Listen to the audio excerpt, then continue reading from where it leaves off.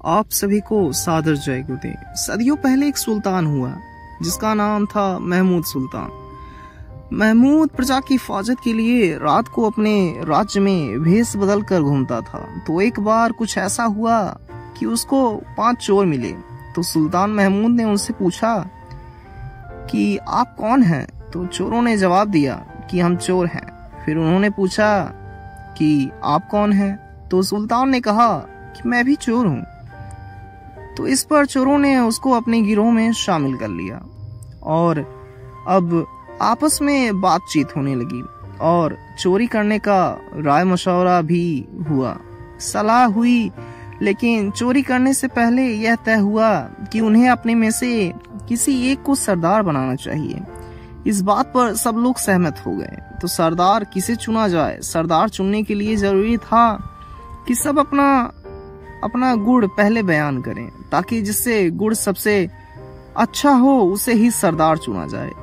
तो जो पहला चोर था, तो पहले चोर ने कहा कि मैं ऐसा कमान लगाता हूँ कि एक ही बार में रस्सी फंस जाती है और फिर चाहे सैकड़ों आदमी उस पर चढ़ जाएं। तो दूसरे चोर ने कहा कि मैं सैन लगाता हूँ, बहुत अच्छे से जानता हूँ और इतनी जल्दी और इतनी आसानी से सन लगाता हूँ कि किसी को आवाज तक नहीं आती। तो तीसरे चोर ने कहा कि मैं सूंघ कर बता सकता हूँ कि किस कमरे में कहाँ पर माल दबा है।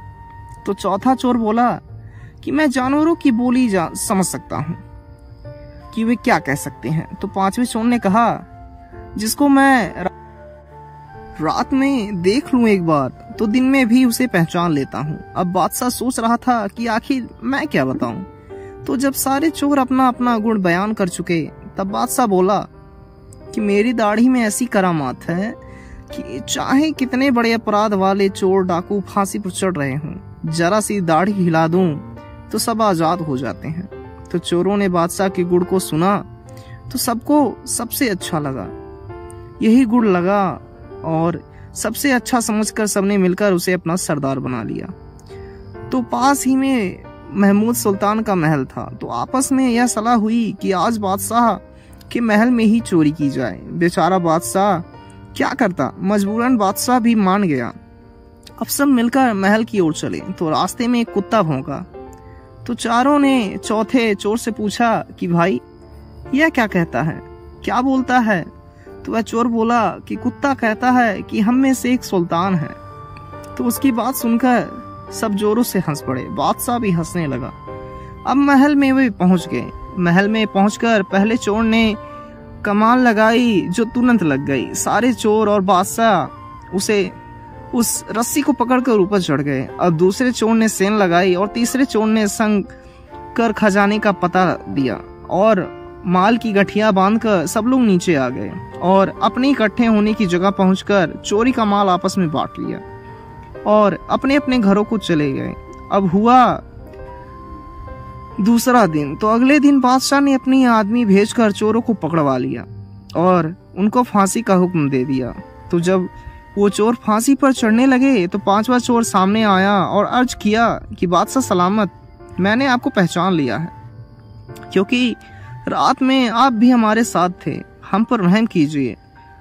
अब अपनी दाढ़ी हिला दीजिए और हमें फांसी से बचा लीजिए। हम सच्चे दिल से प्रण करते हैं कि आज से कभी चोरी का धंधा नहीं करेंगे, बल्कि अपने आप को हुजूर की सेवा में सारी उम्र के लिए हम करते हैं। चोरों की बातें सुनकर बादशाह को दया आ गई और बादशाह ने अपनी दाढ़ी हिला दी। दाढ़ी का हिलना था कि 5 चोर फांसी के तख्ते से नीचे उतार लिए गए।